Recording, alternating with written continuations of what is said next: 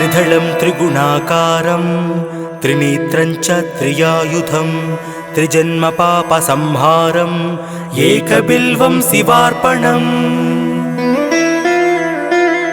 त्रिशाकैर्बिल्वपत्रैश्च अस्चिद्दैः कोमलैः शुभैः शिवपूजां करिष्यामि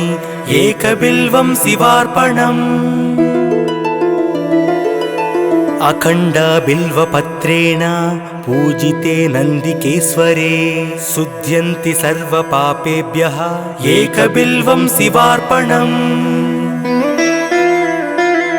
त्रिदलं त्रिगुणाकारं त्रिनेत्रं च त्रियायुधं त्रिजन्मपापसंहारं एकबिल्वं शिवार्पणम् त्रिशाकैर्बिल्वपत्रैश्च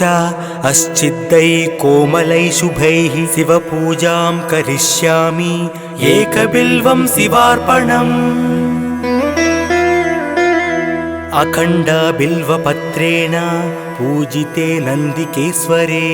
शुध्यन्ति सर्वपापेभ्यः एकबिल्वं शिवार्पणम् सालग्रामाशिलामेकां जातु विप्राय योर्पयेत् सोमयज्ञमहापुण्यम् एकबिल्वं शिवार्पणम् दन्तिकोटिसहस्राणि वाजपेयशतानि च कोटिकन्या महादानम् एकबिल्वं शिवार्पणम् पार्वत्याः स्वेदसञ्जातं महादेवस्य च प्रियं बिल्ववृक्षं नमस्यामि एकबिल्वं शिवार्पणम् सालग्रामाशिलामेकां जातु विप्राय योर्पयेत् सोमयज्ञमहापुण्यम् एकबिल्वं शिवार्पणम् दन्तिकोटिसहस्राणि वाजपेयशतानि च कोटिकन्या महादानम् एकबिल्वं शिवार्पणम् पार्वत्याः स्वेदसञ्जातं महादेवस्य च प्रियं बिल्ववृक्षं नमस्यामि एकबिल्वं शिवार्पणम् दर्शनं बिल्ववृक्षस्य स्पर्शनं पापनाशनम् अघोरपापसंहारम् एकबिल्वं शिवार्पणम् मूलतो ब्रह्मरूपाय मध्यतो विष्णुरूपिणे अग्रत शिवरूपाय एकबिल्वं शिवार्पणम् बिल्वाष्टकमिदं पुण्यं यः पठेत् शिवसन्निधौ सर्वपापविनिर्मुक्तः एकबिल्वं शिवार्पणम् दर्शनं बिल्ववृक्षस्य स्पर्शनं पापनाशनम् अघोरपापसंहारम् एकबिल्वं शिवार्पणम् मूलतो ब्रह्मरूपाय मध्यतो विष्णुरूपिणे अग्रत शिवरूपाय एकबिल्वं शिवार्पणम् बिल्वाष्टकमिदं पुण्यं यः पठेत् शिवसन्निधौ सर्वपापविनिर्मुक्तः एकबिल्वं शिवार्पणम्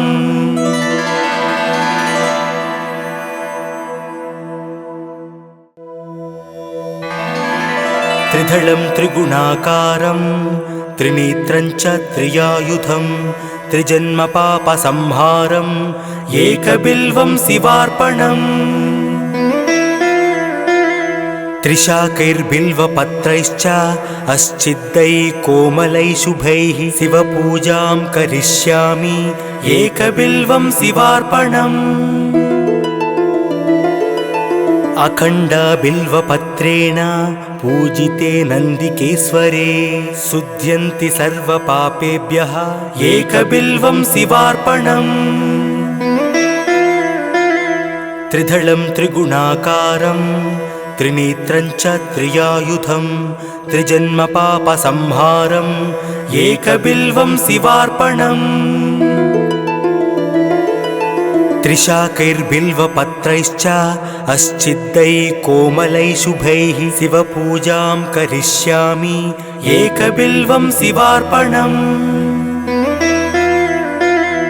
अखण्डबिल्वपत्रेण पूजिते नन्दिकेश्वरे शुध्यन्ति सर्वपापेभ्यः एकबिल्वं शिवार्पणम् सालग्रामाशिलामेकां जातु विप्राय योर्पयेत् सोमयज्ञ महापुण्यम् एकबिल्वं शिवार्पणम् दन्तिकोटिसहस्राणि वाजपेयशतानि च कोटिकन्या महादानम् एकबिल्वं शिवार्पणम् पार्वत्याः स्वेदसञ्जातं महादेवस्य च प्रियं बिल्ववृक्षं नमस्यामि एकबिल्वं शिवार्पणम्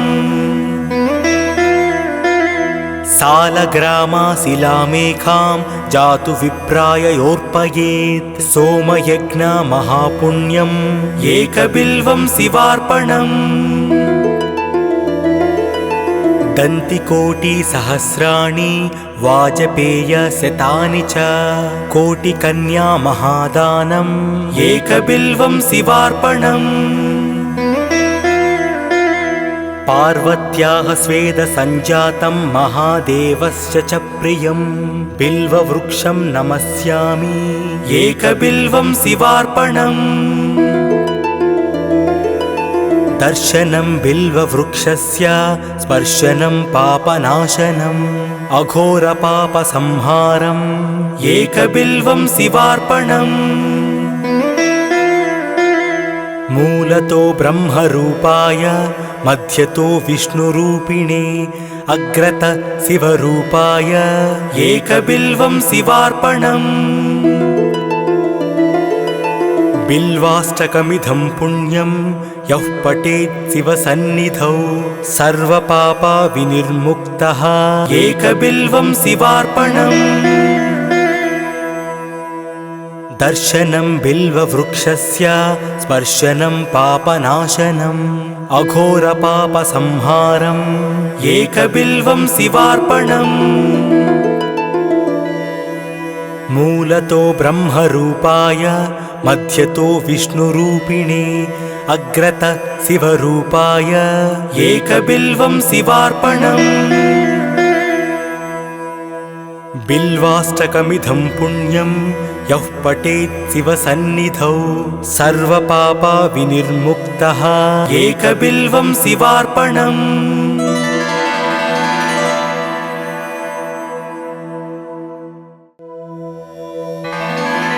त्रिदलं त्रिगुणाकारं त्रिनेत्रं च त्रियायुधं त्रिजन्मपापसंहारम् एकबिल्वं शिवार्पणम् त्रिशाकैर्बिल्वपत्रैश्च अश्चिद्दैः कोमलैः शुभैः शिवपूजां करिष्यामि एकबिल्वं शिवार्पणम् अखण्डबिल्वपत्रेण पूजिते नन्दिकेश्वरे शुध्यन्ति सर्वपापेभ्यः एकबिल्वं शिवार्पणम् त्रिदलं त्रिगुणाकारं त्रिनेत्रं च त्रियायुधं त्रिजन्मपापसंहारम् एकबिल्वं शिवार्पणम् त्रिशाकैर्बिल्वपत्रैश्च अश्चिद्दैः कोमलैः शुभैः शिवपूजां करिष्यामि एकबिल्वं शिवार्पणम् अखण्डबिल्वपत्रेण पूजिते नन्दिकेश्वरे शुध्यन्ति सर्वपापेभ्यः एकबिल्वं शिवार्पणम् सालग्रामाशिलामेकां जातु विप्राय योर्पयेत् सोमयज्ञ महापुण्यम् एकबिल्वं शिवार्पणम् दन्तिकोटिसहस्राणि वाजपेयशतानि च कोटिकन्या महादानम् एकबिल्वं शिवार्पणम् पार्वत्याः स्वेदसञ्जातं महादेवस्य च प्रियं बिल्ववृक्षं नमस्यामि एकबिल्वं शिवार्पणम् सालग्रामाशिलामेखां जातु विप्राय योर्पयेत् सोमयज्ञमहापुण्यम् एकबिल्वं शिवार्पणम् दन्तिकोटिसहस्राणि वाजपेयशतानि च कोटिकन्यामहादानम् एकबिल्वं शिवार्पणम् पार्वत्याः स्वेदसञ्जातं महादेवस्य च प्रियं बिल्ववृक्षं नमस्यामि एकबिल्वं शिवार्पणम् दर्शनं बिल्ववृक्षस्य स्पर्शनं पापनाशनम् अघोरपापसंहारम् एकबिल्वं शिवार्पणम् मूलतो ब्रह्मरूपाय मध्यतो विष्णुरूपिणे अग्रत शिवरूपाय एकबिल्वं शिवार्पणम् बिल्वाष्टकमिदं पुण्यं यः पठेत् शिवसन्निधौ सर्वपापविनिर्मुक्तः एकबिल्वं शिवार्पणम् दर्शनं बिल्ववृक्षस्य स्पर्शनं पापनाशनम् अघोरपापसंहारम् एकबिल्वं शिवार्पणम् मूलतो ब्रह्मरूपाय मध्यतो विष्णुरूपिणे अग्रत शिवरूपाय एकबिल्वं शिवार्पणम् बिल्वाष्टकमिदं पुण्यं यः पठेत् शिवसन्निधौ सर्वपापविनिर्मुक्तः एकबिल्वं शिवार्पणम्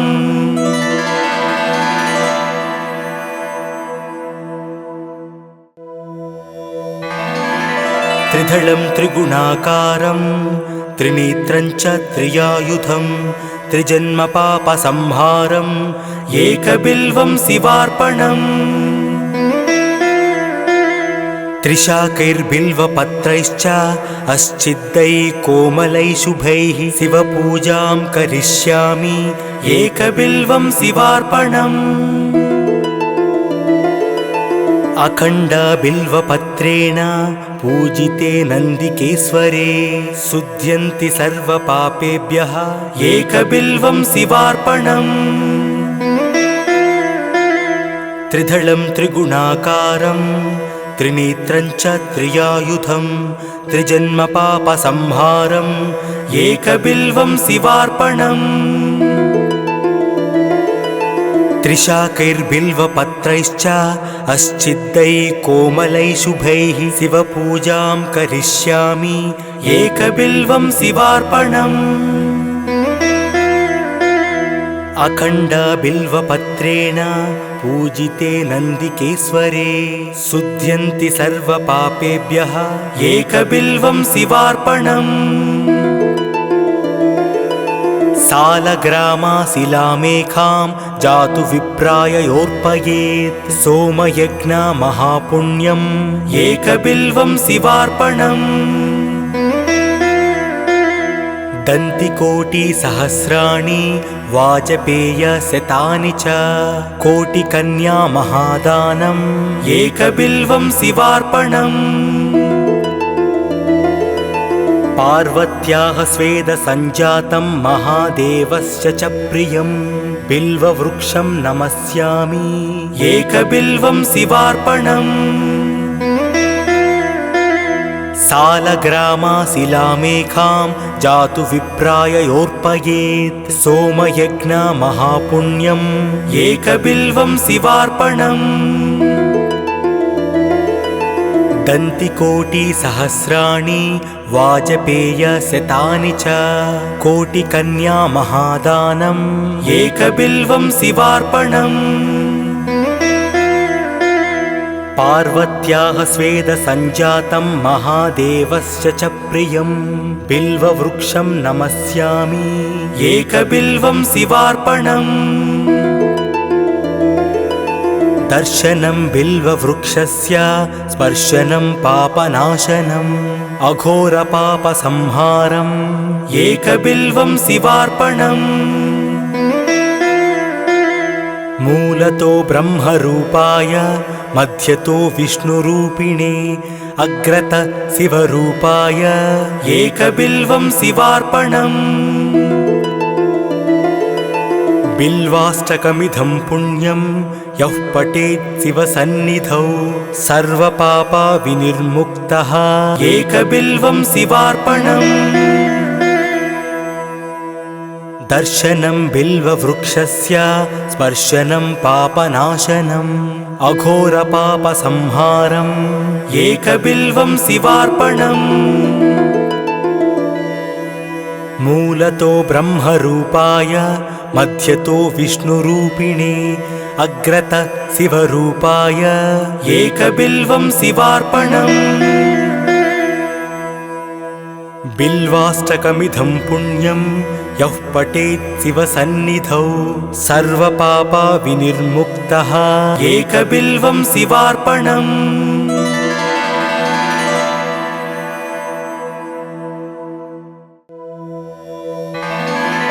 त्रिदलं त्रिगुणाकारं त्रिनेत्रं च त्रियायुधं त्रिजन्मपापसंहारम् एकबिल्वं शिवार्पणम् त्रिशाकैर्बिल्वपत्रैश्च अस्चिद्दैः कोमलैः शुभैः शिवपूजां करिष्यामि एकबिल्वं शिवार्पणम् अखण्डबिल्वपत्रेण पूजिते नन्दिकेश्वरे शुध्यन्ति सर्वपापेभ्यः एकबिल्वं शिवार्पणम्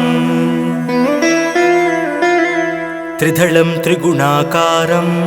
त्रिनेत्रं च त्रियायुधं त्रिजन्मपापसंहारम् एकबिल्वं शिवार्पणम् त्रिशाकैर्बिल्वपत्रैश्च अस्चिद्दैः कोमलैः शुभैः शिवपूजां करिष्यामि एकबिल्वं शिवार्पणम् अखण्डबिल्वपत्रेण पूजिते नन्दिकेश्वरे शुध्यन्ति सर्वपापेभ्यः एकबिल्वं शिवार्पणम् सालग्रामाशिलामेखां जातु विप्राययोर्पयेत् सोमयज्ञमहापुण्यम् एकबिल्वं शिवार्पणम् दन्तिकोटिसहस्राणि वाजपेयशतानि च कोटिकन्यामहादानम् एकबिल्वं शिवार्पणम्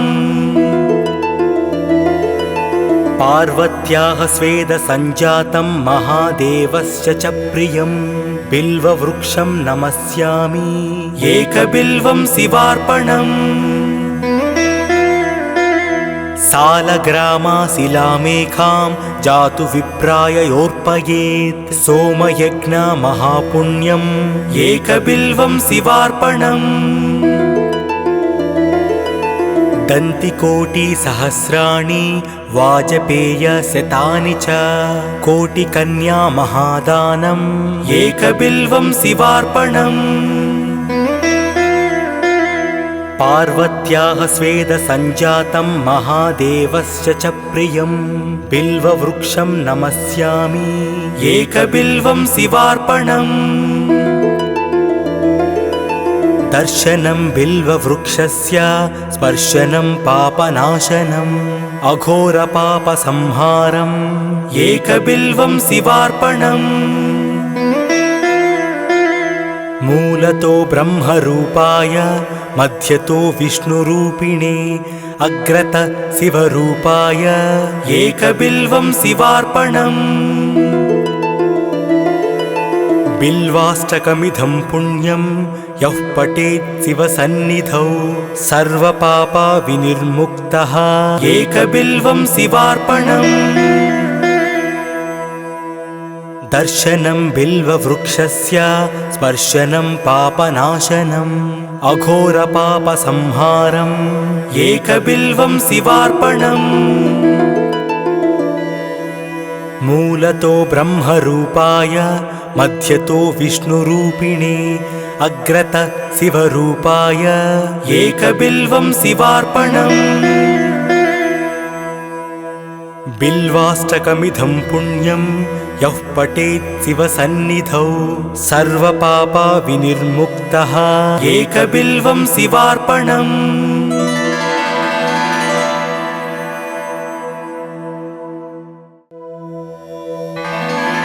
त्रिदलं त्रिगुणाकारं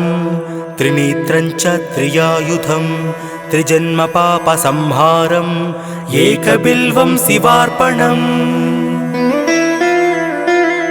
त्रिशाकैर्बिल्वपत्रैश्च अश्चिद्दैः कोमलैः शुभैः शिवपूजां करिष्यामि एकबिल्वं शिवार्पणम् अखण्डबिल्वपत्रेण पूजिते नन्दिकेश्वरे शुध्यन्ति सर्वपापेभ्यः एकबिल्वं शिवार्पणम् त्रिदलं त्रिगुणाकारं त्रिनेत्रं च त्रियायुधं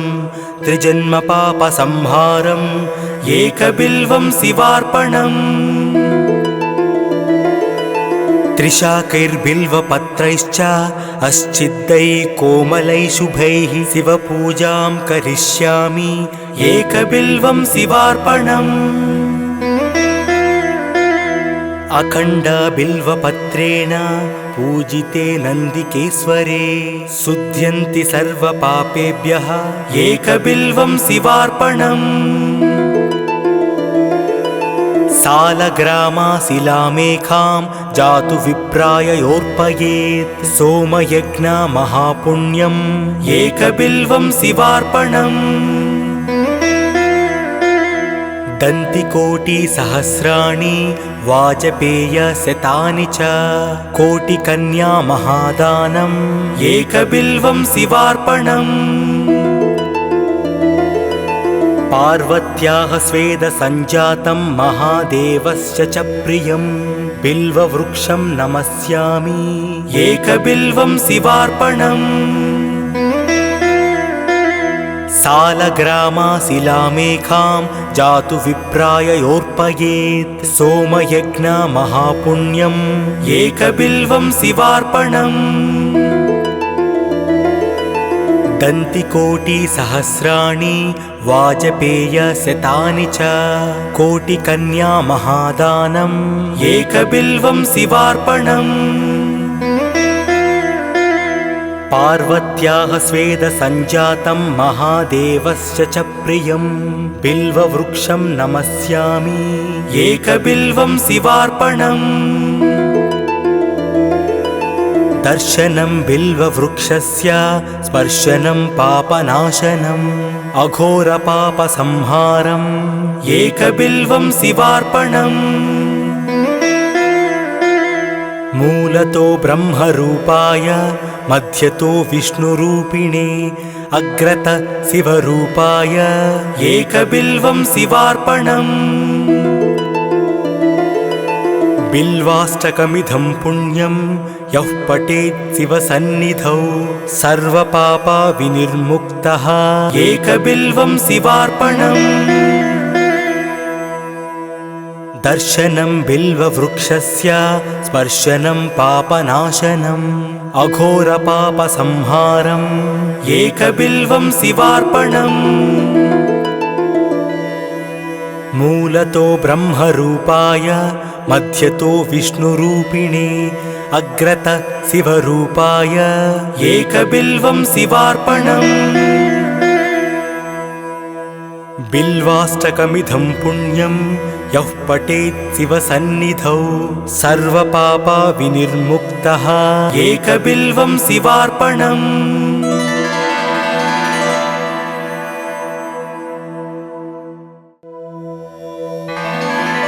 त्रिदलं त्रिगुणाकारं त्रिनेत्रं च त्रियायुधं त्रिजन्मपापसंहारम् एकबिल्वं शिवार्पणम्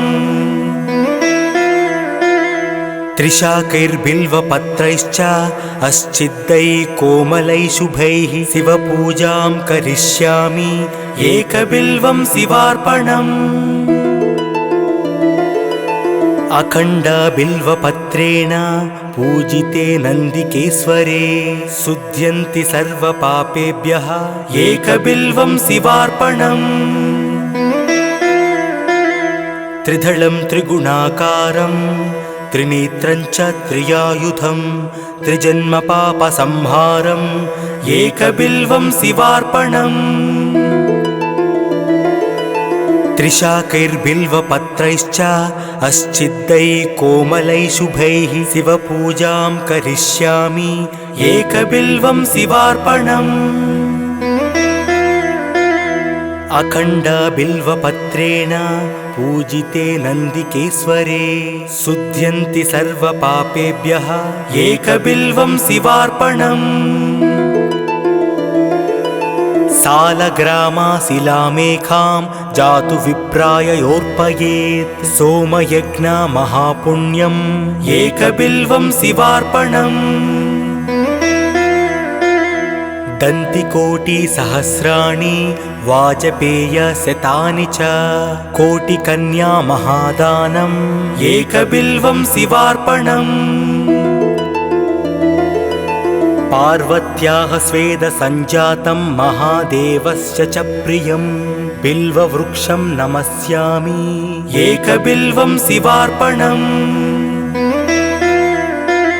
सालग्रामाशिलामेकां जातु विप्राय योर्पयेत् सोमयज्ञमहापुण्यम् एकबिल्वं शिवार्पणम्। दन्तिकोटिसहस्राणि वाजपेयशतानि च कोटिकन्या महादानम् एकबिल्वं शिवार्पणम्। पार्वत्याः स्वेदसञ्जातं महादेवस्य च प्रियं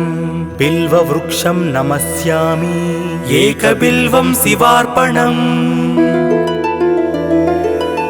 दर्शनं बिल्ववृक्षस्य स्पर्शनं पापनाशनम् अघोरपापसंहारम् एकबिल्वं शिवार्पणम्। मूलतो ब्रह्मरूपाय मध्यतो विष्णुरूपिणे अग्रत शिवरूपाय एकबिल्वं शिवार्पणम्। बिल्वाष्टकमिदं पुण्यं यः पठेत् शिवसन्निधौ सर्वपापविनिर्मुक्तः एकबिल्वं शिवार्पणम्। दर्शनं बिल्ववृक्षस्य स्पर्शनं पापनाशनम् अघोरपापसंहारम् एकबिल्वं शिवार्पणम्। मूलतो ब्रह्मरूपाय मध्यतो विष्णुरूपिणे अग्रत शिवरूपाय एकबिल्वं शिवार्पणम्। बिल्वाष्टकमिदं पुण्यं यः पठेत् शिवसन्निधौ सर्वपापविनिर्मुक्तः एकबिल्वं शिवार्पणम्।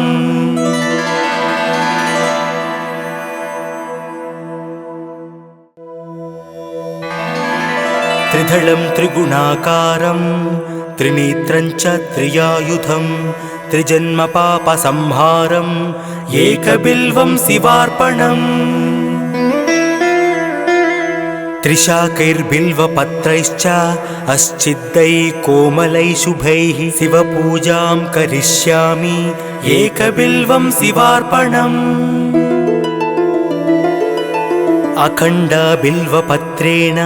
पूजिते नन्दिकेश्वरे शुध्यन्ति सर्वपापेभ्यः एकबिल्वं शिवार्पणम्।